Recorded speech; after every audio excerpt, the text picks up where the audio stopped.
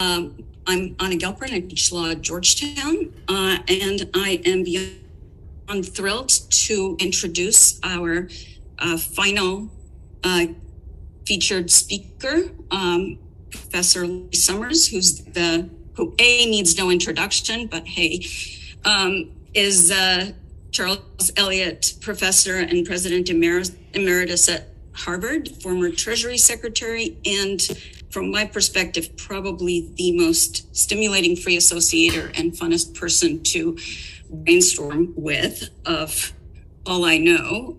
We are thrilled to lure him to this conference and very grateful to have an opportunity to ask some questions and perhaps proceed together some. So if you have a question, please put it in the Q&A, not in chat. We will try to leave some Q&A, some time for the Q&A towards the end of the conversation. And to those watching us on TV now or later, sorry, you can't ask the questions. Okay, Larry, well, again, thank you so much for joining us. And if you don't mind, let's jump right in because Great. You have only so much time. So first, I want to ask you a couple of current events questions, but really the focus for us is to figure out to what extent we can make the relationship between the study of macroeconomics and macroeconomic policy and lawmaking, practice of law and legal scholarship in productive conversation with each other. With that, I was excited to see that you had nice things to say about the Inflation Reduction Act. Excitement was not so much for the merits of the legislation, but your angle on it. And what it tells us about the law. So you said that, it's a good bit of legislation. It promises to raise revenues, help boost supply in key areas, reduce prices, and thereby, on net, have help reduce inflation over time. So to what extent is something like this a model for lawmaking and more broadly other legislative and regulatory interventions in the economy? And it's good to be with you. When you and I first met, I was a Senate confirmed official in the Treasury Department and a very young one. And you were a young lawyer in the Treasury Department, and you brought wisdom, not just saying what was legal and what was illegal, but figuring out how we could do things that we wanted to do in the most efficient and the most protective way. And I learned a lot about the positive functioning of lawyering from my experiences working with you. Look, I think the Inflation Reduction Act is good law. I think it's good law because I think the benefits of substantially subsidizing a variety of renewable technologies exceed the costs. I think there are measures included in the bill that will cause taxpayers to get a better deal when they buy pharmaceuticals and cause healthcare to be more widely available for disadvantaged Americans. And I think there's some vitally important investments in turning the IRS around. And I think those are all good things. I think the cumulative impact of the bill is likely to be to reduce a little bit the inflation rate by reducing energy prices through more supply, by reducing pharmaceutical prices through better bargaining power, and through some reductions over time in the government budget deficit, which reduced demand at a time when the economy is overheated. I don't think if you were describing the primary impacts or primary thrusts of the bill, you probably would have titled it the Inflation Reduction Act, and that was a reflection of the moment and the various political imperatives involved. But I think it was a good thing for our country to do. I think no one should be under an illusion that that bill be the center of a national effort to control inflation. I think that such an effort has to be centered on monetary policy. And insofar as there are other policies, they're probably regulatory and tariff policies of a kind primarily not addressed in the Inflation Reduction Act. Well, this is super helpful and generous. Now, you mentioned, and thank you, regulatory. Should regulation then be more countercyclical than it is? Right? I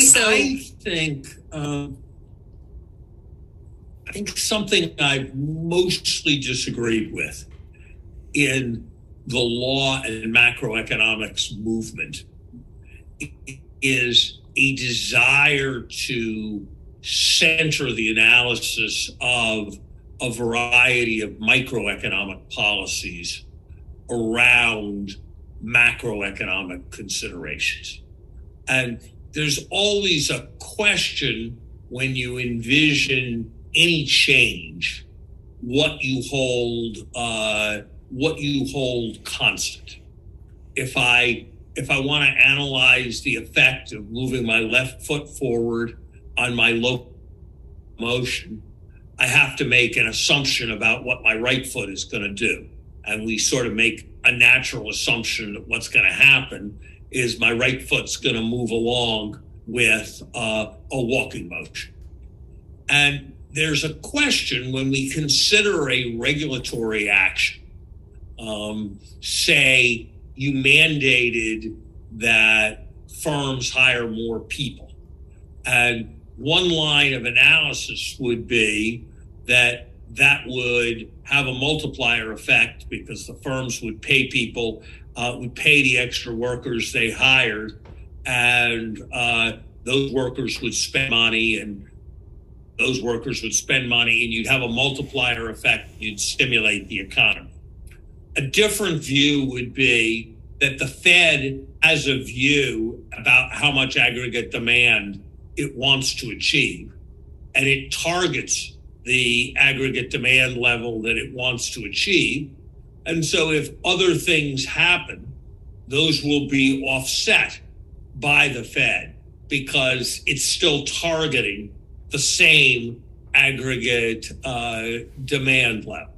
So if you have a room with a thermostat and you open the window a little bit, you will not change the temperature of the room.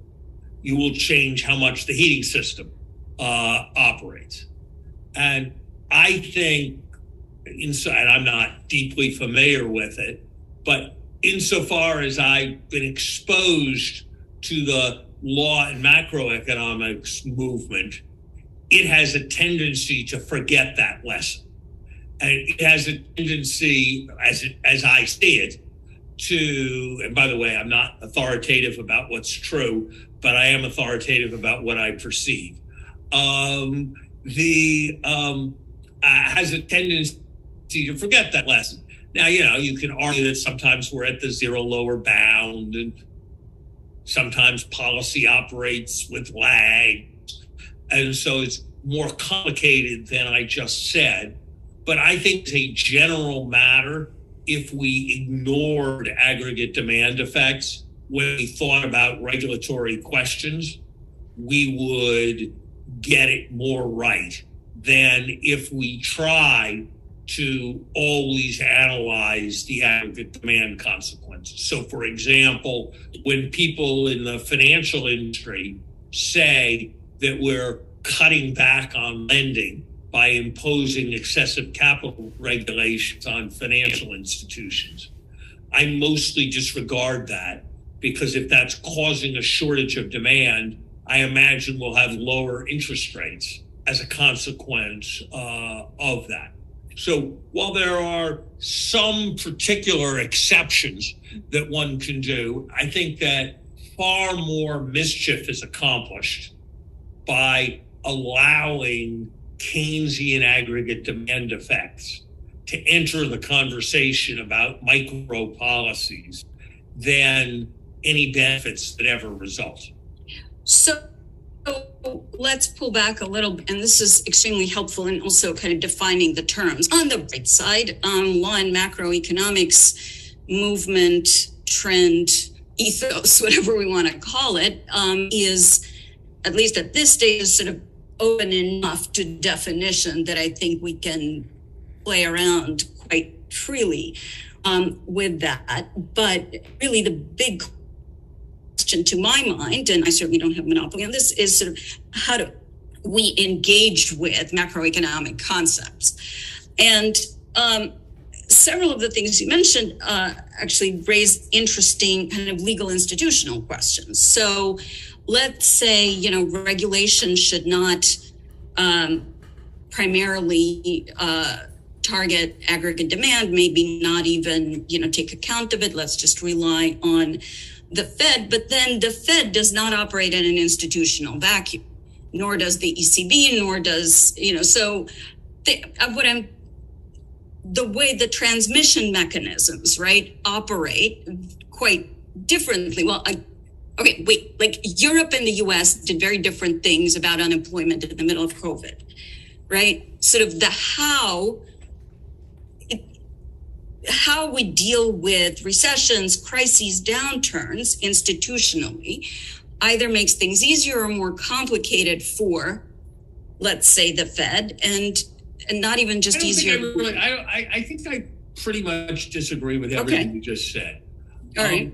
I think that the right assumption for microeconomic analysis is that the level of demand is determined, and it's determined by monetary policy out of some set of considerations having to do with unemployment, having to do with inflation, having to do with financial stability, whatever. And that any effects on those things that come from your microeconomic policies are going to be sterilized. And so I don't think in rooms with thermostats, it's very interesting to think about the impact of opening the window on the temperature, or having a fire, or putting on a sweater, or anything. Right. I mean, it's all the anything like that. So that doesn't mean it's not an important question whether you should open the window.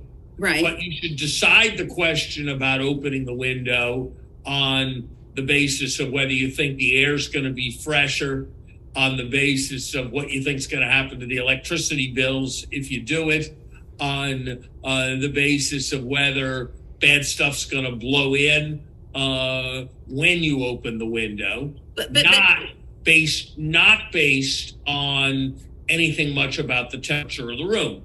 So I don't know whether the approach of paying people unemployment insurance, or the approach of paying firms to retain their workers, or the approach, which of those approaches was the right one to respond to the downturn.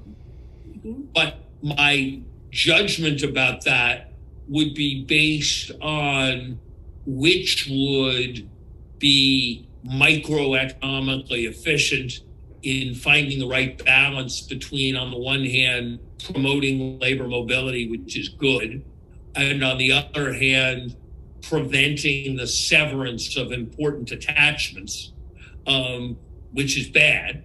And those would be the considerations that I would think was important. Not one of them will lead to more demand in the economy or less demand in the economy, and therefore do more recession prevention than the other.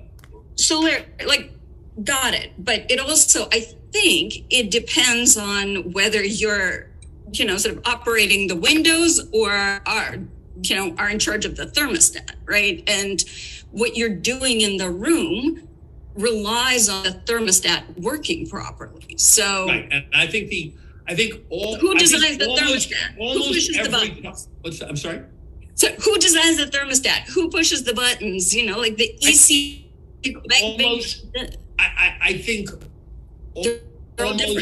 almost every time somebody tries to do a microeconomic policy that is premised on some theory of some flaw in the way the macroeconomic things work, we're much more likely to see a confused mistake than an affirmative benefit. So macroprudential regulation, No, macroprudential regulation, if the reason we're doing macroprudential, by macroprudential regulation, do you mean variable capital requirements and the like? Variable capital requirements. Right. So I think that should be based on judgments about preventing banks from failing, and that it's inefficient and costly when banks fail, not based on maximizing employment by maintaining continuous aggregate demand.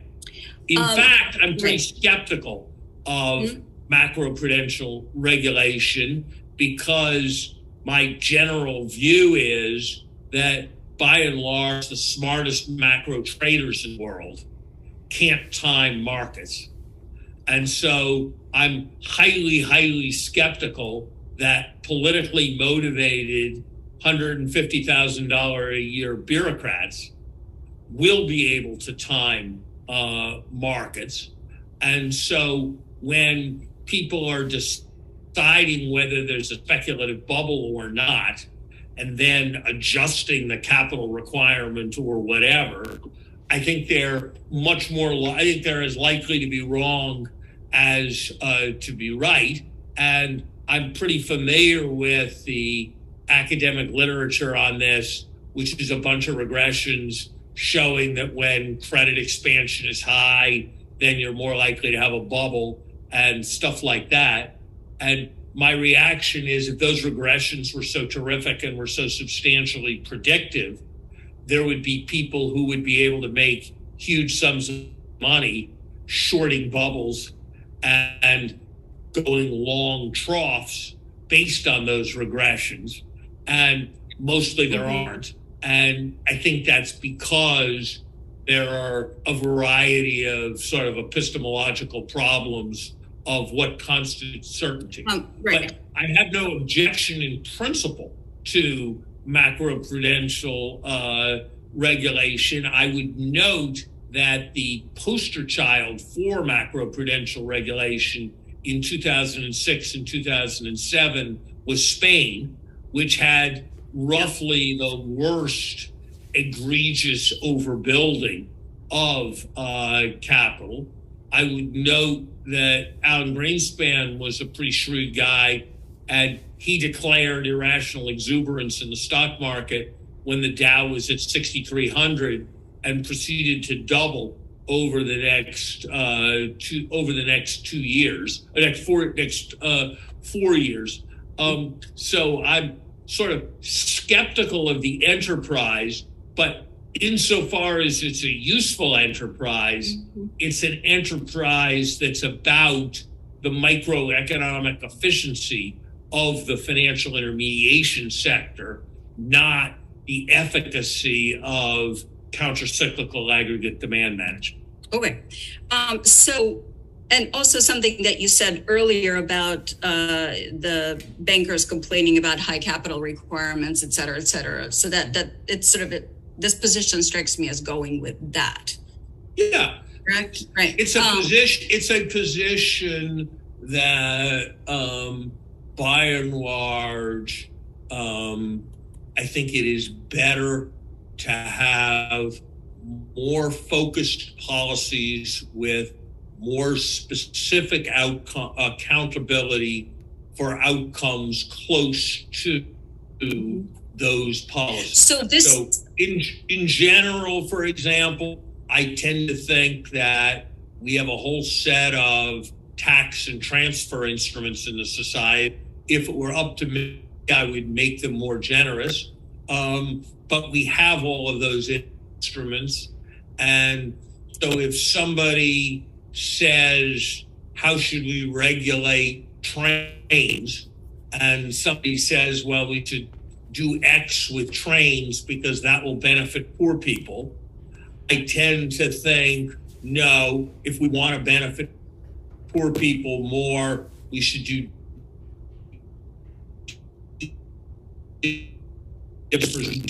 reflect some political equilibrium. And if we do something with railroad policy as a major change, has a major impact, it will tend to be in political equilibrium, offset by other things. So I tend to prefer the conduct of microeconomic policy to be focused on efficiency within its sphere. So let's talk about, can we just spend a nanosecond on thermostat design, right? It's all macroeconomic policy. It's all in one place, but we have a wide variety of central bank designs, both, objectives, mandates, instruments. Most recently there was a paper in the conference on TPI, the transmission protection instrument. I may be mangling of the ECB. There are certain things that to lay eyes and maybe to lawyer lay eyes don't necessarily look like adjusting the thermostat, but look more like messing around with the room, right? And my sense is that the design of central banks and the instruments that the central banks deploy for quite a lot. And so is that just sort of noise to your mind? Does that matter? Does it matter that the Fed's authorities were expanded in some ways, constrained in other ways in Dodd-Frank? Or does it matter that the ECB's mandate is what it is? Does it matter the way the banking union, fits in with the ECB's monetary policy mandate? I'm just trying to get at thermostat. I think there are a few different things to say there. Okay. The first is that institution design is profoundly important. The rules on what boards of directors do in companies and what powers and authorities they have, in what ways shareholders can and cannot select, challenge board directors are very important. And it's something similar is true with respect to public institutions. So the questions to which Federalist Papers were addressed were profoundly important questions. And an important part of legislation is the design of institutions. Will a regulatory authority be an independent agency, or will it report to the president? Will it have one chairman, one person in charge of it like the EPA, or will it have a council of 5 people like the SEC? These are all immensely important questions, and there's a body of learning about how to think about those kinds of questions. And it's more of a legal body of learning than an economic body of learning, so I'm not that knowledgeable about it, but I think it's an immensely important question. There's a second broad set of questions, which is in a democratic society where you have independent institutions, how should one think about the remit of those institutions and which choices are delegated to independent institutions and which choices need to be politically accountable? And that's the subject of a very good book Paul Tucker has written called Unelected Power, focusing on central banks, but also considering a wide variety of institutions. My general view there is that institutions that are independent, independence needs to be reciprocal, that if the president doesn't get to tell the Fed what to do about monetary policy, the Fed should not be using its moral authority to tell the president what to do about climate change or criminal justice policy. In general, I think that that power should be more circumscribed to areas where there's an important dynamic consistency problem, which is what led to the creation of the independent institutions. So I am pretty spectacularly unenthusiastic. I was extremely enthusiastic when the Minneapolis Fed chose to participate in the debate over some kind of education referendum in Minneapolis. When central banks seek to get involved in green issues, if there's anything that's going to cause banks to fail, their supervisory authorities should pay attention to them. But I don't think the fact that there's some conceivable nexus between an issue and a bank failing means that central banks should get centrally involved in environmental policy. I think the idea that, for example, a central bank that is doing corporate QE should favor green bonds rather than non-green bonds is an appalling one. Because I don't think making those choices is the appropriate remit of central banks. And then there's I just want to ask about this particular. So then, again, going back to the sort of thermostat setup, the central bank buys all of the bonds, no matter, green, purple, yellow with polka dots. But then, say, the fiscal authority or the regulators adjust to the extent that this has undesirable effects on environmental policy, on distribution, et cetera, et cetera. Is sort of the division of the institutional division of labor ensures that we're not all confused with feedback effects and various kind of dynamic. I think something like, I mean, there are complicated cases to sort out. I think we kind of make a muddle in the United States. We had moments like the first few years of the Obama administration where the Fed was proudly doing QE and explaining that selling long-term debt and buying back short-term debt was going to stimulate the economy in a desirable way. And the Treasury was proudly announcing that it was taking advantage of low long-term interest rates to term out the debt and was issuing less short-term debt and more long-term debt. And between the two of them, there were some brokers making money. And the whole thing didn't seem to me to make any sense.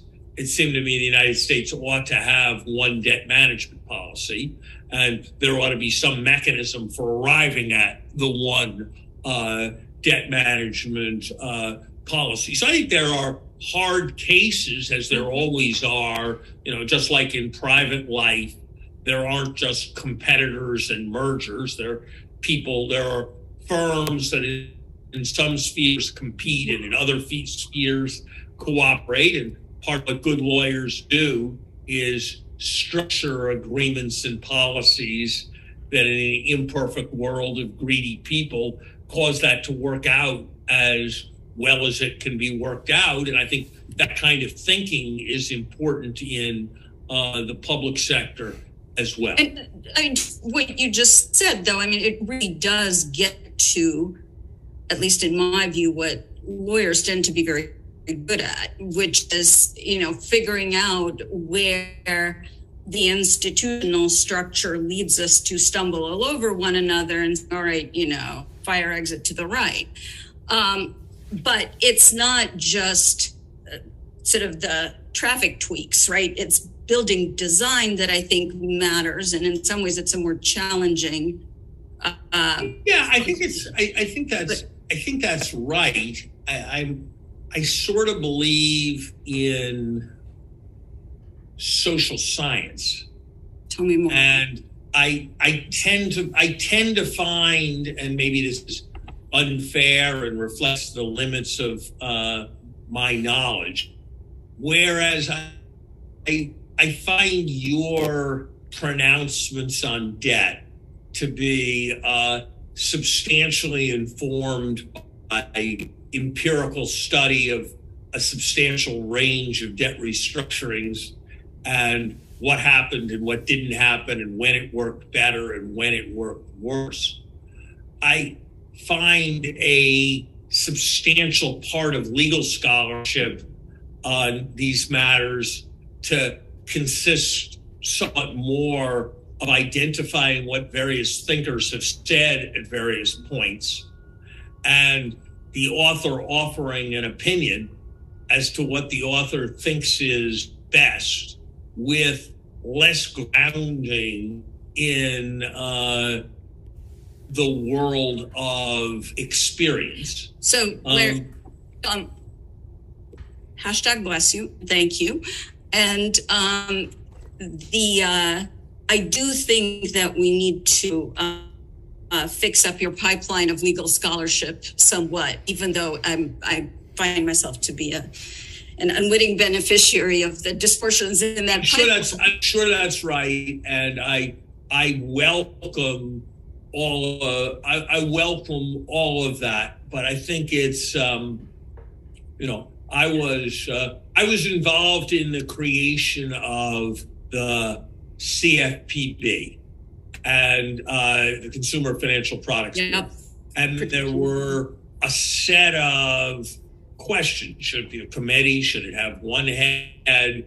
Should it report to the president? Should it be independent? How should its budget be set? There were a set of institutional design questions. Mm-hmm. And I would say I was concerned to get empirical knowledge from the carefully considered experience of the 100 or so government agencies that exist. As of that time, I was not hugely impressed by the body of empirical evidence on the question as distinct from consideration of the whys. But that was 13 years ago, and I may have been poorly advised at that time. We just need to curate that pipeline, and I would like to take this moment to tell all the people who are DMing, texting, and emailing me, God love you, to put questions in the Q&A, where you will get preference, and again, with massive thanks to all my friends. Larry, you're being insightful and provocative as expected, but I'm also being a disproportionate beneficiary of that. So Caleb Nygaard is asking a very interesting question here about the recent scandals at the Fed, and this question of structural governance reform that is percolating perhaps more actively than it has been. Are there any structural changes that you might recommend? And then we have a few more questions here, but let's start with Fed structure and reform? I would probably allow the Board of Governors to appoint the presidents of the regional feds. And I would probably cause the current boards of directors of the regional feds to be advisory boards, because I think I think it's just really hard to understand why bankers should be involved in the governance of their regulators. Mm-hmm. And, the extreme case, which has been fixed, was when the board chairman of Goldman Sachs, was before the financial crisis, when the New York Fed had three categories of directors: banker directors, business directors, and public interest directors. And the chairman of the board of the Goldman Sachs Corporation was a public interest director. Mm-hmm. That was a kind of extreme absurdity. And that is no longer the case. But I still think there's a kind of private sector involved, private sector involved in its own regulation that I think is inappropriate. So I would put more responsibility for the whole Federal Reserve System on the governors, and I would take the various governance structures surrounding the regional feds, and I would make into advisory board type structures. I would not. I would not favor the proposals to make presidents of regional feds subject to Senate confirmation, because I think, if anything, the Fed is too atomized right now. After all, if we can make decisions about war and peace, one Secretary of Defense, why do we need to have a committee of 13 voting on monetary policy? I think the reason we have a committee is because, given that the job is given that the agency is independent and not subject to political oversight, you can't give it to just one person, because suppose they go wrong. And so, in a sense, the function of having a committee is to act as a check and balance on that. But that requires that there be a committee, but not that each member of the committee be overly empowered.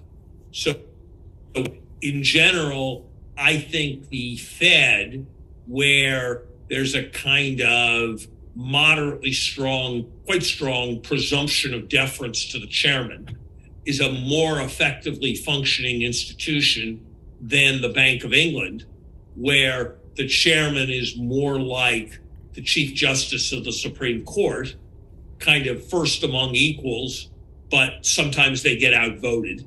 And that's just kind of the way it happens. And you sort of got a jury of people, each of whom gets one vote, who make their decision. So that would be the change I would make in administration. So this is fascinating in a number of ways, including because it tells our historian friends about, it's the importance of their work on things like the Fed founding and the Fed structure and the historical path dependence and the political factors animating this beyond the functional reasons that you've articulated. And I wanted to commend to the folks that post in the Q&A by my dear friend and co-host, Rosa Lastra, on kind of some of these factors in the European context, of course. But I want to turn to a set of questions on fiscal policy in particular, and then ask a kind of a culture / personnel governance question.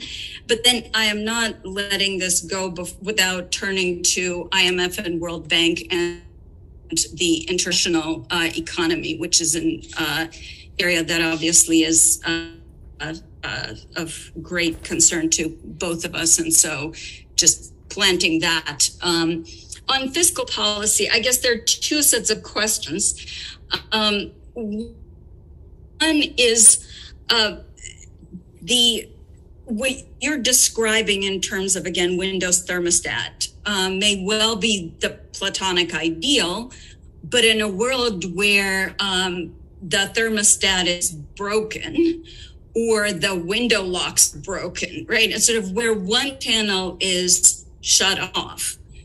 Isn't that the unusual case where the other channel should somehow try to figure out how to compensate? And then I would add, so how should legal designs and mandates and institutions sort of accommodate that possibility, if at all? Or should we just force a crisis in order to force reform? In other words, should we not try to compensate for the dysfunction in one channel through if the IMF isn't working, the World Bank shouldn't be doing its job and vice versa, or by any means necessary. It's sort of one translation. But the other is, why, and I'm reading, this is based on Alex Mechanic's question here. And then Yair Listikin asks, why should there be any role for fiscal policy macro stabilization given Fed offset? Why shouldn't fiscal policy also strive to get it right on micro grounds entirely without worry about macro considerations? Isn't this in line with the thermostat analogy? So, look, let me say a few things.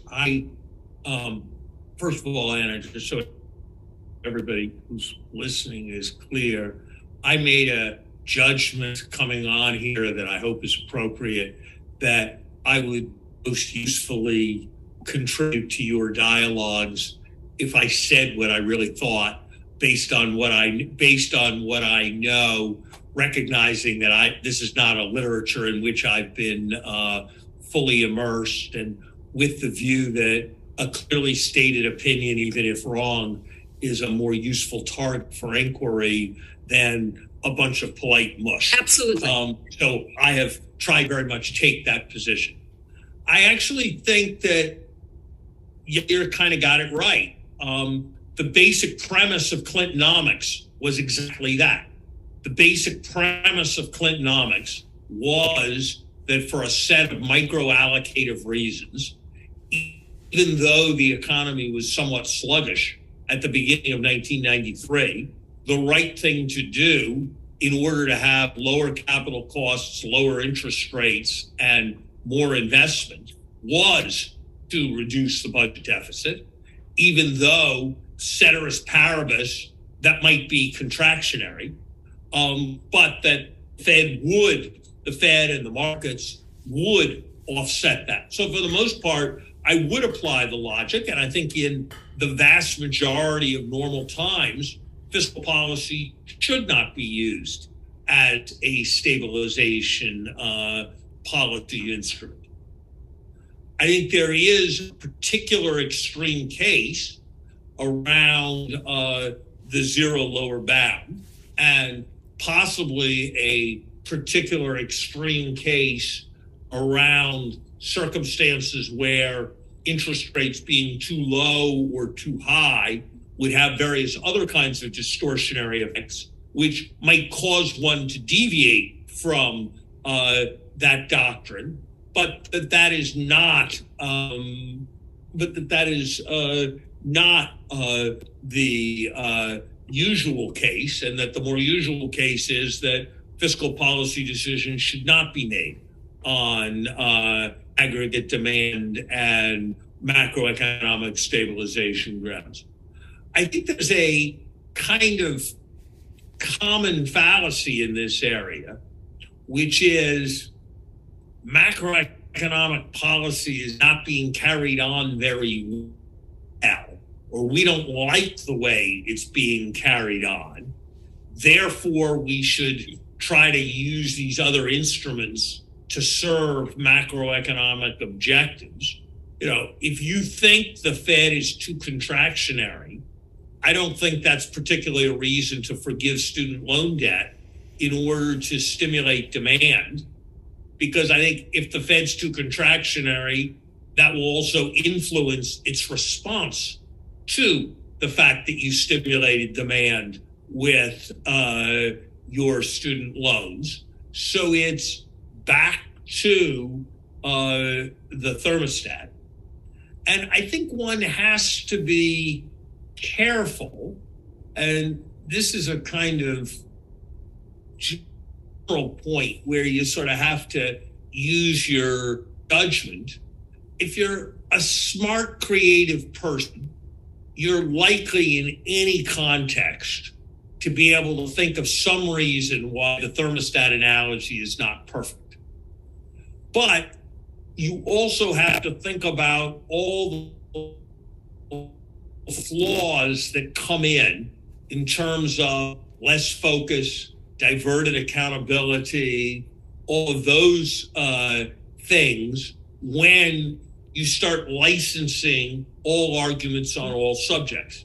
So it's like the idea that I think is a common feature of naive economics courses, particularly taught by progressives, which is you should only have government intervention if there's a market failure. But if you have a market failure, anything goes. And anytime if something that's bad for my health will make you sad, that's an externality and that's a market failure. And when you go down that road, you get you can easily get on a very slippery slope to an enormously interventionist approach, about which I think one should be cautious, recognizing that there are a variety of failures that come from public sector interventions as well as private sector interventions. Larry, I want to say that I'm really grateful, and I think we all are recognizing that, this is not only have you got into a sort of unknown field, shall we say, but one that may or may not exist in quite the form that it will end up in. So really, I do appreciate, and I think we all are engaging in kind of the finding the elephant project in good faith. And absolutely. And I think to be clear, I think the institution design aspects of all of this are the most institutional design and institutional conduct are, I think, to me, the most interesting and profound of these questions. To take, for example, a question that it seems to me that a group of policy-oriented lawyers ought to be good at thinking about, where I have never seen good systematic thought. How should one think about transparency? To take a setting apart from the public sector, transparency is good. Firms have information. Why don't we require them to share their information every day or every week rather than just do a quarterly statement? And presumably it's because we think at a certain point too much information becomes noise. There's the same set of questions around the Fed. Maybe the Fed chair, he sees every piece of data. Market participants would be really interested in knowing what he thought about it. It would give them more predictability and more clarity if they knew. Maybe the Fed chair should have a conference every Monday. Or probably not. But what are the set of considerations, and how should one think about those aspects of the conduct of policy? To take another example, in the Fed context, I've always found it mysterious that when I was Treasury Secretary and you and others would gather and we would discuss a policy issue, we always regarded it as important that our discussions be private. And we regarded it as inappropriate if either a summary was provided of our discussions, apart from whatever decision I announced as secretary, if a full discussion if a summary of our deliberations were provided, or if several years later a full transcript of our meeting was provided, we would have regarded that as appalling.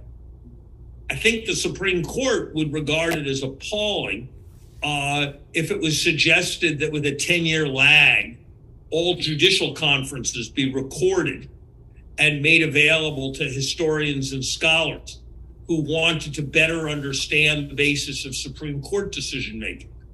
And yet it's somehow taken as axiomatic that it's appropriate for the minutes of the Fed to be given in partial form after 3 weeks and after 5 years for them to be made public. Maybe that's the right thing to do because there's something different about the Fed, but I don't know what it is, and how those kinds of decisions should be designed and thought through seems like an enormously important question. Well, Secretary Summers, it's quite fascinating that in the process of, freelancing and us free associating to some extent, I think you've gotten a couple of PhD dissertation topics out there for which we are grateful. And also you've given some of the friends who've written in these areas another reason to tweet out their research. But I want to ask two completely unrelated questions in the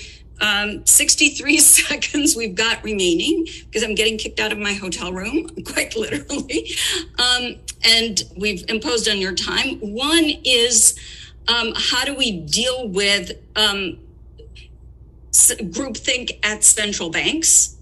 And is there a reform project there? And two is, should we ditch or radically reform the Bretton Woods system after what you've described as a massively disappointing outcome of the annual meetings? And you can take either, both, or neither, depending on how much time you want to spend. On the Bretton Woods institutions, I think it's more a matter of they need to make different policy decisions that are wiser and better, rather than that there needs to be a new set of articles of agreement or a new institution established. And I think it's a matter of the judgments that those institutions are making. I'm not sure the problem in central banks is groupthink rather than wrongthink. I obviously have thought over the last year that the U.S. central bank is not so much recently, but in the 12 months from April or May of 2021 to April or May of 2022, I haven't been shy about saying that I thought our central bank lost its way. I don't think they lost their way because they were unaware of what I was saying or unaware of the arguments that I was making. I just think they were wrong. And so I don't know whether, and I think it's another good research question, how to think about groupthink versus excessive groupthink versus excessive wrongthink, and are they the same thing? I am aware of the streams of research suggesting that more diverse groups of decision makers make wiser decisions. I'm not hugely convinced by all of that by all of that research. And I think there are a lot of different dimensions of diversity that go into it. And I suspect that an important element is missing in all the experimental work, which is that if I'm part of a decision-making group, two elements are really important. One is that there be a variety of perspectives and they all get feeded in. And the other is that people can be completely candid, relaxed, and willing to change their minds with each other. And there tends to be some tension between those two things. If you let me be advised by three people who I've known for 20 years, there's probably going to be more risk of groupthink, but I'm probably going to be more comfortable put forth an idea and then withdrawing it. And I suspect that some of the experiments are done in ways that capture the benefit, but don't really capture some of the potential cost of forcing choice. So you could say, for example, corporate board of directors will always be better if you insist on, every oil company deliberation will be better if you insist on there being a staunch environmental advocate present. And that's a reasonable argument. Most of the time when it's considered, the fact that probably if you do that, given the nature of human nature, you will substantially increase the probability that something will be leaked from the meetings.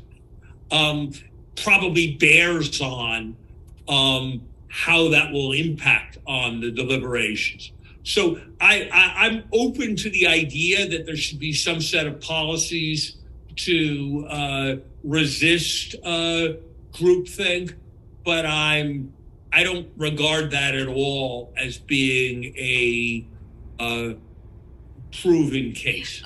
Secretary Summers, you have just, as always, summarized the project, which is that we do have to figure out a way, and that's something that I think lawyers are probably quite good at if we apply ourselves, to take a robust diversity of perspectives and put it in the context where we can have candid, relaxed deliberations where all of us are willing to change our minds and be persuaded by good arguments. So I'm deeply grateful, and my colleagues and I are deeply grateful for your willingness to jump into this primordial moment and challenge us and be willing to,